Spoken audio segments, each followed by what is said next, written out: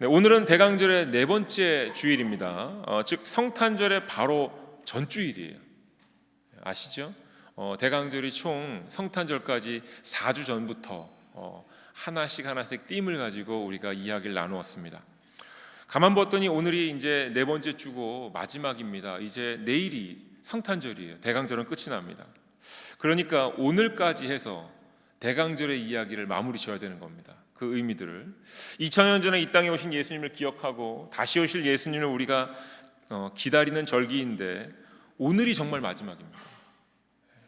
내일이 성탄절이니까 오늘 제가 빠르게 첫 번째, 두 번째, 세 번째, 네 번째를 정리해 드리면서 오늘 사랑에 대한 이야기를 해보도록 하겠습니다.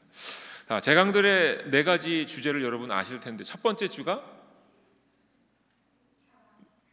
그렇게 맞습니다.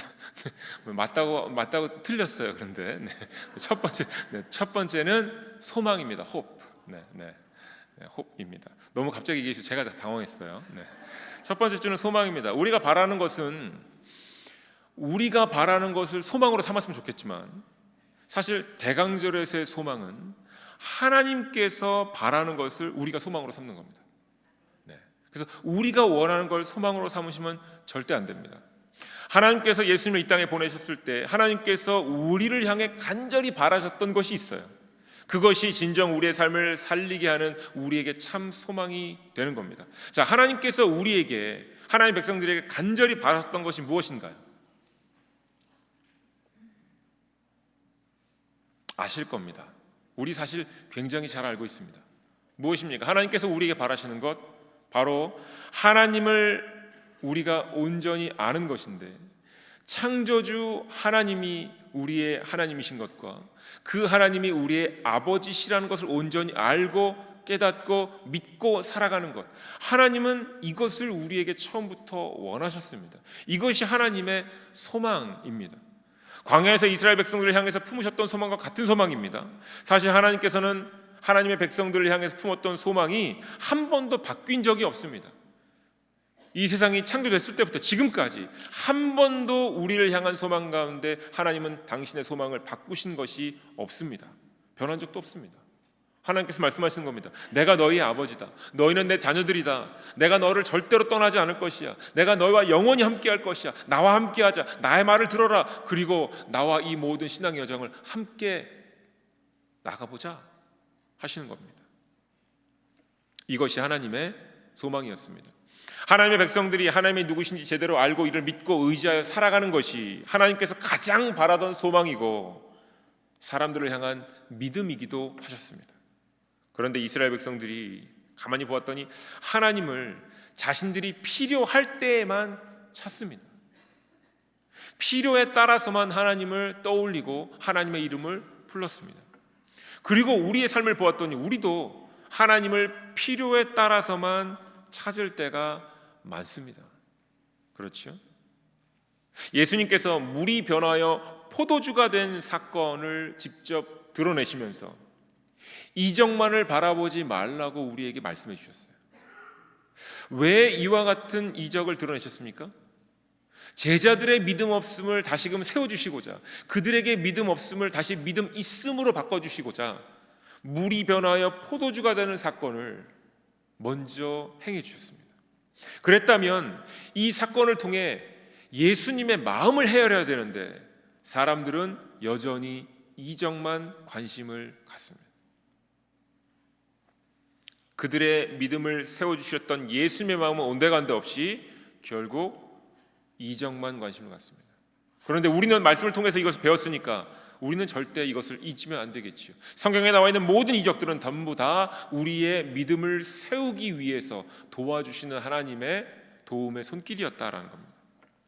믿음은 하나님 말씀을 들으면서 생겨나지요. 그리고 이렇게 생겨난 믿음은 성장하도록 인도함을 받습니다. 그 가운데 이것이 하나님께 진정으로 바라고 원하셨던 것이었음을 우리가 깨닫게 됩니다. 하나님은 우리가 믿음 가지고 우리의 믿음이 성장하면서 하나님의 자녀된 권세까지 우리가 자라나길 원하시는구나. 따라서 신앙의 성장을 위해서 뭘 하지 말라고 말씀드렸습니까?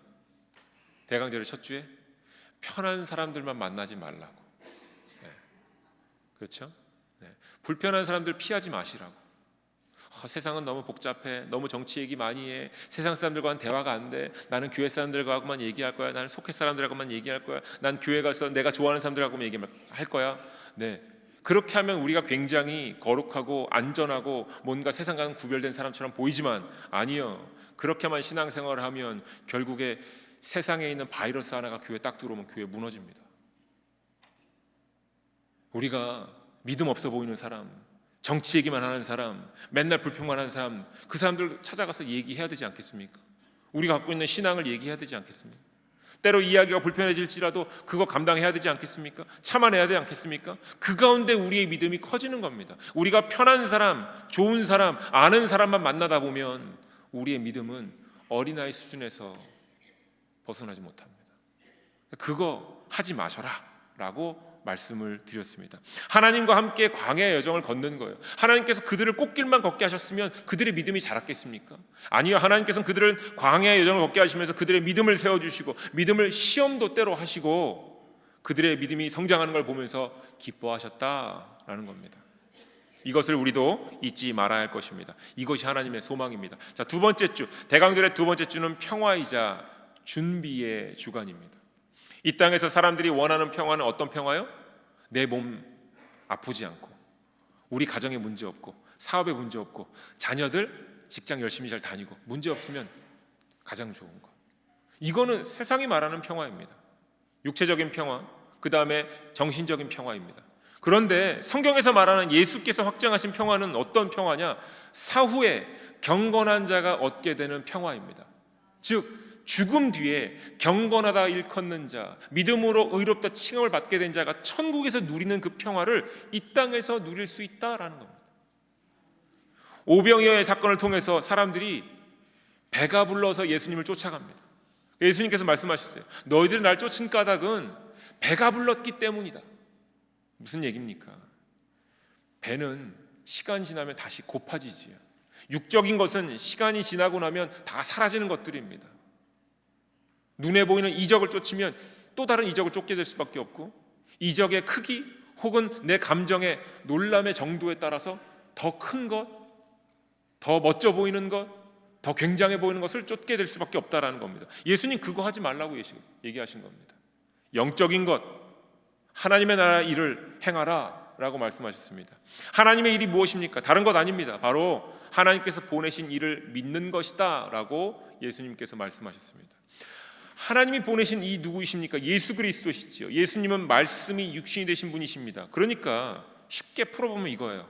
하나님 말 좀 제발 들어라. 말씀이 육신이 되신 예수님을 통해서 우리에게 하신 말씀, 제발 내 말 좀 들어라. 제발 내 얘기에 귀를 기울여라.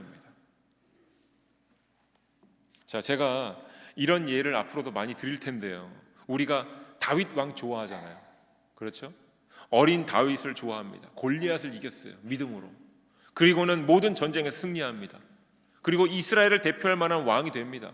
그에게는 부귀 영화, 세상에서의 좋은 것들도 있고 하나님도 그를 인정해 줍니다. 부러울 거 없지요. 그러니까 우리가 이 다윗 왕을 많이 가르칩니다. 아이들에게. 근데 아이들에게 이거는 안 가르쳐요. 그 누구보다 다윗이 왕이 되는 과정 가운데 삶의 수많은 경험을 감당해내고 이겨내고 아파하고 눈물을 흘렸고 고통스러웠던 것, 그거는 안 가르쳐요. 좋은 것만 가르쳐요. 다윗 왕이 어떻게 다윗 왕이 됐는지, 어떻게 하나님 마음에 합한 자가 됐는지, 그가 왕이면서도 권력을 가졌으면서도 하나님 앞에 항상 무릎 꿇었던 얘기는 안 하고 좋은 것만 얘기합니다. 똑같습니다. 이것도 이적만 쫓는 믿음의 눈으로 바라본 성경인 겁니다. 골리앗 앞에 서기를 원치 않지요. 사람들은 많은 전쟁에 참여하기를 원치 않습니다. 그저 믿는다라는 것 하나로 모든 어려운 과정은 스킵, 다 지나가기를 원합니다. 모두가 어려운 삶의 시간들을 스킵하기를 원하고요. 평안하고 안정된 시간과 장소를 빨리 얻고 이 편안하고 안정된 것이 오래 되어지기를 우리 안에 있기를 간절히 바라고 원하는데, 이것은 하나님께서 원하시는 일이 아니라는 거예요. 육신의 바람이요, 하나님 보시기에 도둑의 심보와 같다라는 거예요. 이는 하나님 말씀을 믿는 것이 아니라 하나님의 이적만 바라보고 기다리는 모습입니다. 참된 평화는 상황을 벗어나는 것이 아니라 어떠한 상황 속에서도 내가 누리는 평화입니다. 그리고 이러한 평화를 얻기 위해서 믿음은 반드시 견고하게 세워지고 반드시 그 믿음은 성장해야 된다라고 말씀을 드렸습니다. 믿음이 성장하면 성장할수록 모든 상황에서 평화를 누릴 수 있게 되는 겁니다. 하나님께서는 그걸 원하셨고 그런 의미의 평화, 그런 의미의 준비가 우리에게 필요하다라고 두 번째 주에 말씀드렸습니다. 자, 그리고 지난주 대강절의 세 번째 주입니다. 기쁨으로 오신 예수님을 묵상하는 주였습니다. 조이입니다. 조이. 지난주에 저희가 큐티 컨퍼런스 해서 그 시간이 휙 지나가 버렸잖아요. 네, 그래서 어떻게 할까 고민을 하다가 제가 간단하게 한 단어를 설명해 드릴 텐데 이 단어 하나면 기쁨에 대해서는 정리가 다 됩니다. 신약의 뉴테스트먼트에 기록되어 있는 기쁨, joy라는 단어의 그릭어는 카리스라는 단어입니다. 그런데 이게 한국말로 다르게도 번역이 돼요. 어떤 단어로?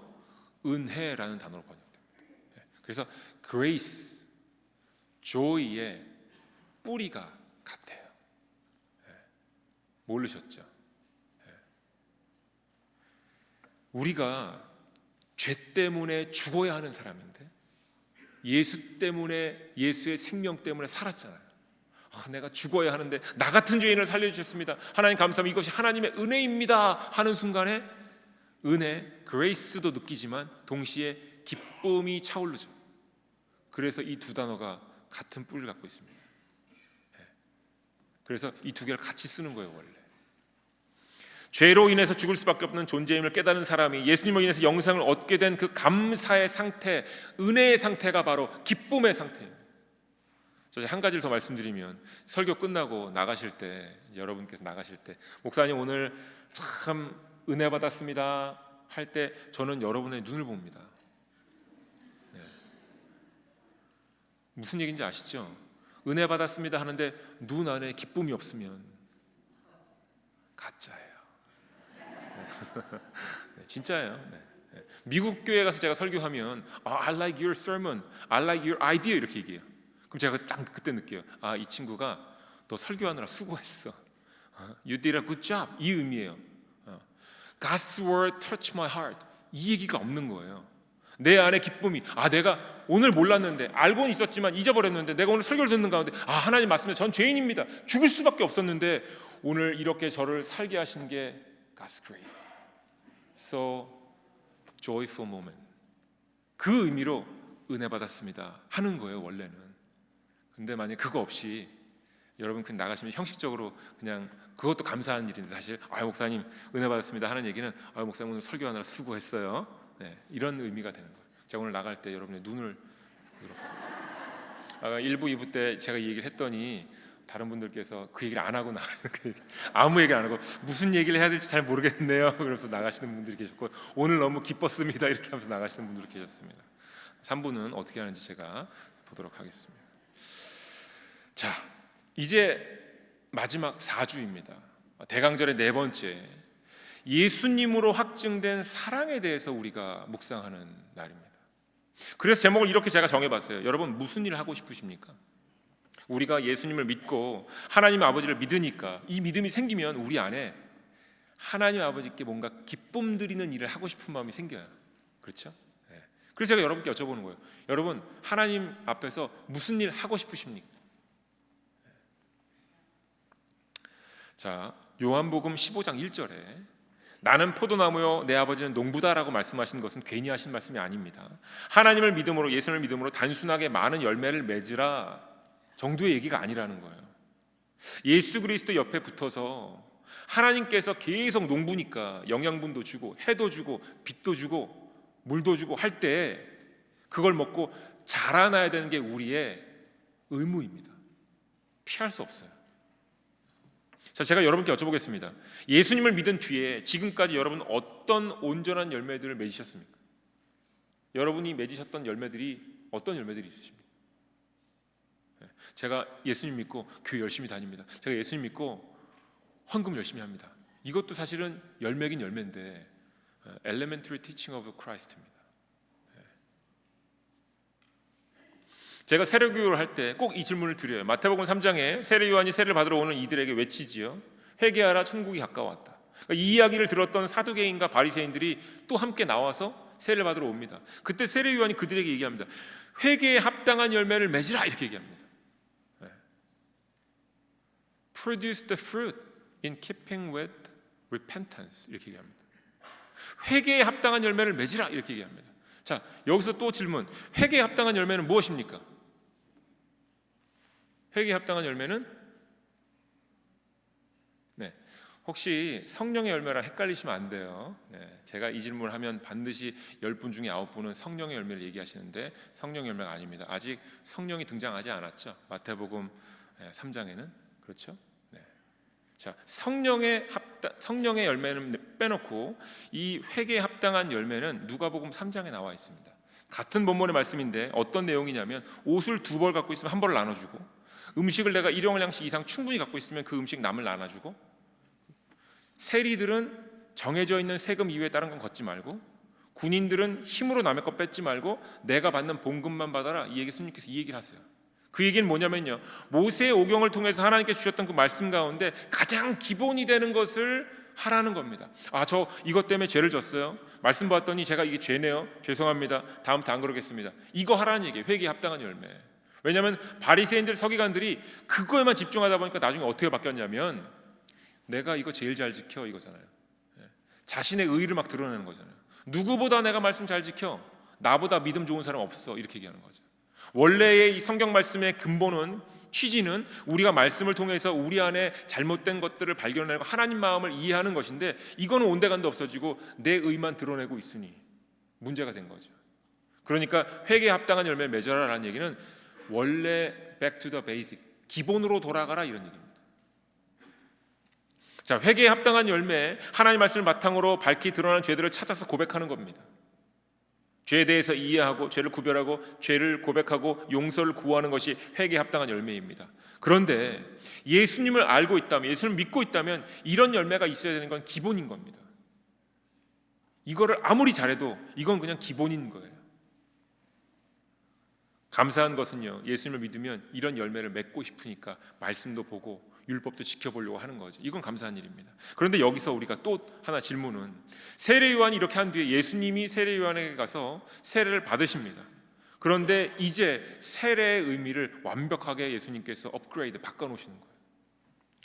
세례는 물로 죄를 씻는다는 상징적인 예식이고요, 주님을 맞이하는 길을 예비한다는 예식이기도 합니다. 그런데 왜 죄가 없으신 예수님께서, 더욱이 주님이 본인 스스로를 맞이할 일이 없는데 그럼에도 불구하고 왜 세례를 받으셨는가? 라고 질문할 수 있지요.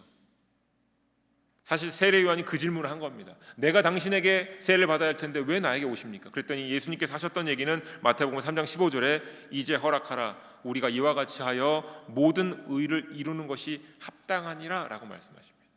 나는 죄가 없지만, 나는 이것을 할 필요가 없지만 내가 이 물의 세례에 참여함으로 이 물의 세례가 앞으로 바뀔 것이다 라는 겁니다.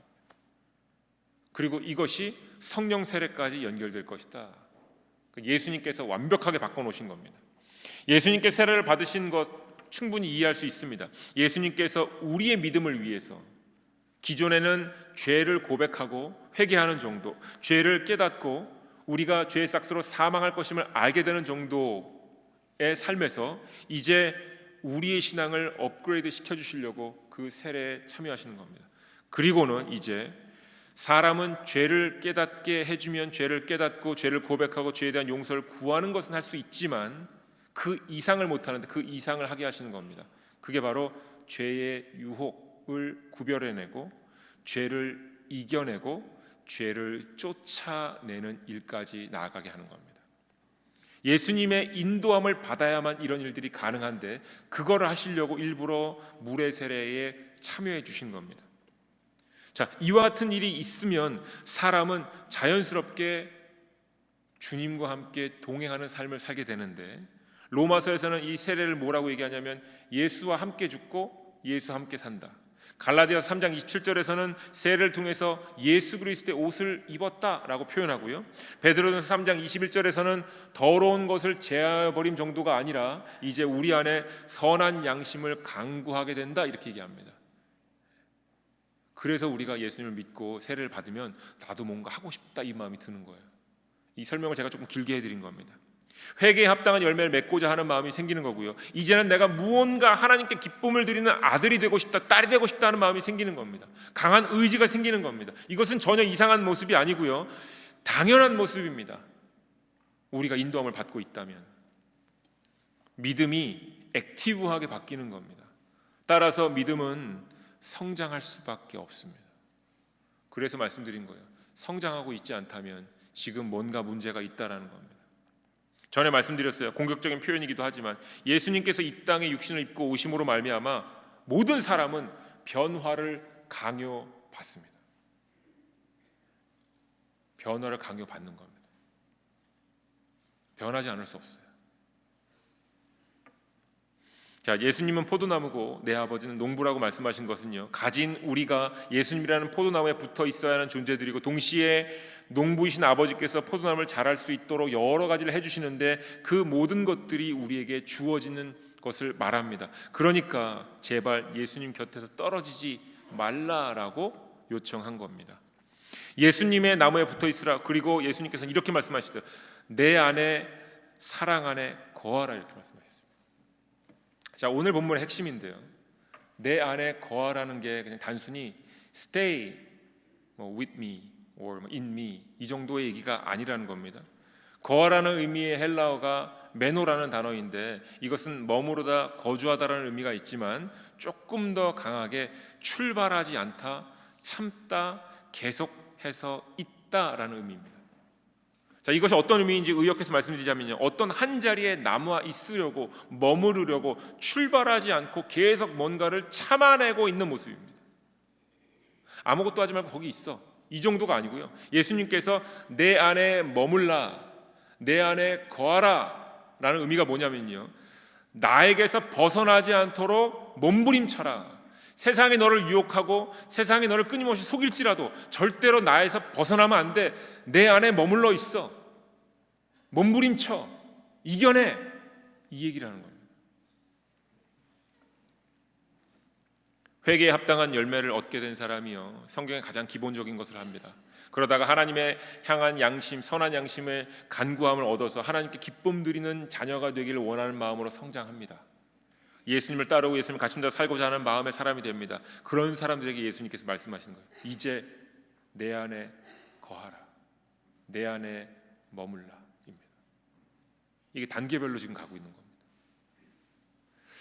사랑 안에 무작정 거하라는 의미 아니에요.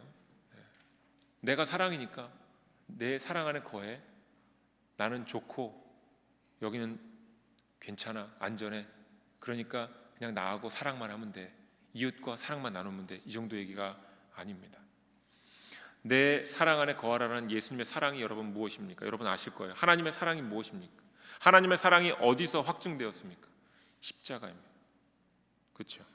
하나님의 사랑, 예수 그리스도께서 십자가에서 하나님의 사랑을 보여주셨습니다. 무엇입니까? 죄가 없는 분이 십자가에서 돌아가셨습니다.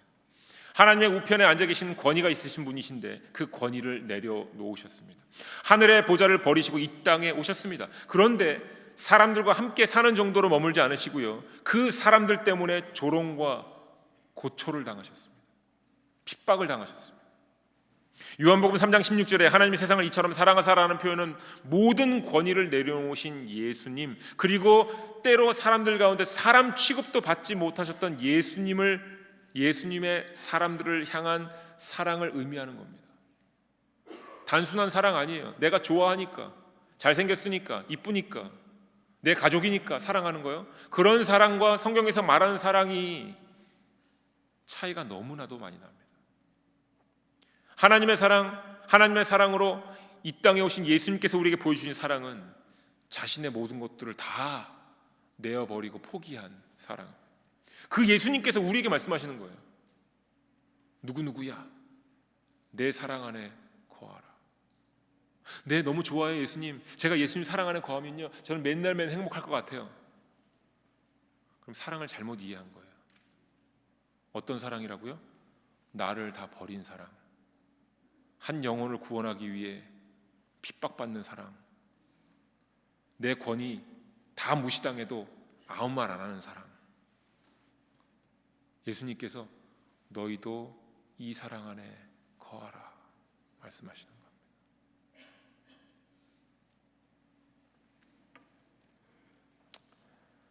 하늘 보좌를 버리고 이 땅에 오셔서 수많은 고초와 고난을 당하시면서 어떻게든 사람들에게 회개의 열매를, 그리고 생명 얻는 회개까지 깨닫게 하시고 하나님 아버지 앞에 서게 하시려고 모든 것을 포기하시면서 때로 좌절과 절망의 자리에 친히 가서 앉으셔서 모든 사람들의 핍박을 그냥 다 감당하셨습니다. 그런데 그 사랑 안에 우리 보고 거하라고 하십니다. 죄를 사함받는 사람, 영원한 생명을 얻은 사람이 하나님께 기쁨을 누리고자 한들 좌절과 절망의 자리에 친히 앉으신 그 예수 그리스도의 사랑 안에 거하는 것, 그 예수 그리스도의 사랑을 품고 그 예수 그리스도의 사랑 안에 남아 있으려고 노력하는 것 쉬울까요? 쉽지 않을까요? 쉽지 않습니다. 내 이웃을 내 몸과 같이 사랑하라, 쉬운 얘기가 사실 아닙니다.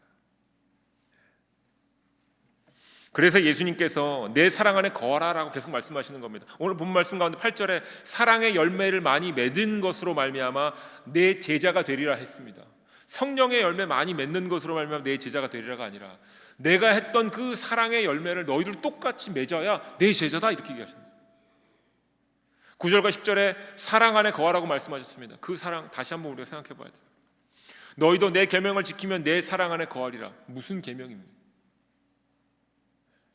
하나님 아버지의 말씀, 그 말씀의 의미, 그걸 다 헤아려 지켜야 내 사랑 안에 거할 수 있다라는 겁니다. 11절 말씀이요, 이것으로 기쁨이 충만해진다라는 겁니다. 어떤 기쁨이겠습니까? 좋은 일 생겼을 때 기쁨? 자녀가 좋은 성적표 갖고 오면 그런 기쁨? 그런 거 아니겠지요. 분명히 다릅니다. 이 기쁨은 나 같은 죄인 살리신, 죽어야 마땅한데 살리신 그 기쁨입니다. 그 그레이스예요. 12절 서로 사랑하라. 13절과 14절 친구를 위하여 목숨을 버리면 이보다 더 큰 사랑이 없다. 이제 이해가 좀 되시지요? 다 연결이 되어 있습니다. 서로 사랑하는 것도 쉽지 않습니다. 이 모든 말씀들이 하나로 연결되어 우리가 이해할 수 있도록 예수님께서 말씀하신 겁니다. 결론적으로 사람은 하나님의 사랑을 만들어낼 수 없습니다. 우리는 절대로 하나님의 사랑을 만들어낼 수 없습니다. 우리는 능력이 없어요. 그런데 예수님을 통해서만 그 사랑에 도달할 수 있습니다. 그것 때문에 예수님께서 우리 안에 찾아와 주신 겁니다. 그래서 예수님이 우리에게 예수님의 생명을 불어넣어 주신 겁니다. 그것 때문에 우리는 할 수 없지만 예수님을 통해서 그 사랑에 도달할 수 있는 겁니다. 하나님을 사랑하는 것과 이웃을 내 몸과 같이 사랑하는 것이 동등하고요, 심지어 이웃을 내 몸과 같이 사랑하는 것이 모든 계명을 다 포함하고 있다는 것, 사실 사랑이 사람들에게 속하지 않은 것이기 때문에 그렇습니다. 쉽지 않기 때문에 서로 사랑하는 것, 이웃을 사랑하는 게 율법의 완성이다라고 말하는 겁니다. 쉽지 않기 때문에. 사랑하는 교회 여러분, 사랑이 우리가 하는 것 이상으로 사람들이 만들어내지 못하는 것이고요, 우리 일상에서 사람들이 나누는 정도의 사랑 그 이상인 거고요, 하나님의 사랑이 이처럼 어려운 것임을 우리가 인정해야 됩니다. 인정해야 돼요. 우리가 이것을 인정해야만 이제부터 비로소 하나님의 사랑을 이루어내신 예수님 안에 머물려고 발버둥 칠 수 있는 겁니다. 나 할 수 있어.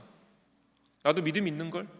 그동안에 신앙의 구력도 있고 경력도 있고 10년 20년 신앙생활 했으니까 충분히 내가 용서도 해주고 원수도 사랑해 줄 수 있어. 아니요, 못해요. 우리는 그러다가 문제가 생기는 겁니다. 그러니까 우리는 인정하고 고백해야 됩니다. 하나님, 저는 하나님의 그 사랑, 예수 그리스도의 사랑 우리는 못합니다.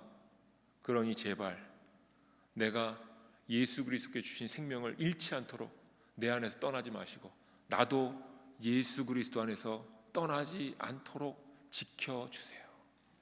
내가 안 떠나겠습니다 하는 겁니다. 여러분과 사이가 안 좋아지신 분들, 원수가 되신 분들, 처음엔 친했다가 우연치 않게 마트에서 아니면 길거리에서 만나면 어떻게 하십니까? 너무 오래간만에 만났다 그러시네? 안 그러시죠? 갑자기 확 도르시잖아요. 나만 봤는데, 나만 보고 깜짝 놀라갖고서 막 가슴이 콩닥콩닥 거리면서 뒤돌아가고 막 딴 길로 막 가는 거예요. 웃으시는 분들은 경험이 다 있으신 걸로. 그러실 거예요. 저도 경험해 본 적 있습니다. 그런데 그때 뒤돌면 안 돼요. 나는 못하지만 주여 내 안에 계시지요. 제발 날 붙잡아 주세요. 내가 걸어갈 때 나에게 힘을 주세요. 내가 주께 주 안에 머물겠습니다. 나는 못하지만 이 예수 그리스도, 내 안에 계신 예수 그리스도께 의지하여서 내가 오늘 한마디 건네겠습니다. 그렇게 하시는 거예요. 그 사람이 안 받아줘도 그렇게 해야 여러분의 믿음이 자라기 시작합니다. 그리고 그때 여러분이 예수 그리스도의 사랑을 우리는 만들 수 없지만 맛보기 시작하시는 겁니다. 그러면 세상이 달라 보이기 시작하는 겁니다. 하나님께서는 우리가 그 사랑을 만들어내지 못하는 것을 아십니다. 하지만 우리가 하나님 예수 그리스도의 말씀을 따라서 예수님 안에 머무는 것에 온 힘을 다하기를 원하십니다. 때로 예수님의 사랑 안에서 머물려고 수고하고 하나님의 사랑을 조금밖에 드러낼 수 없을지라도, 안타깝게도 아무것도 못할지라도 하나님은 우리가 포기하지 않기를 원하십니다. 우리가 하나님께 기쁨을 드리기 위해 할 수 있는 것은요, 예수님의 십자가에서 확증된 하나님의 사랑 안에 머무는 것입니다.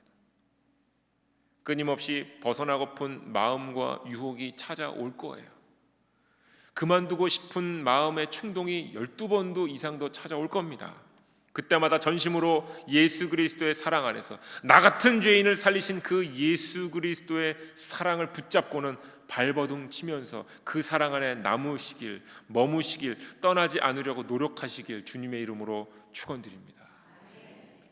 예수님의 사랑 안에 거하십시오. 그리고 그 사랑 안에 의지하여 세상을 담대히 맞서십시오.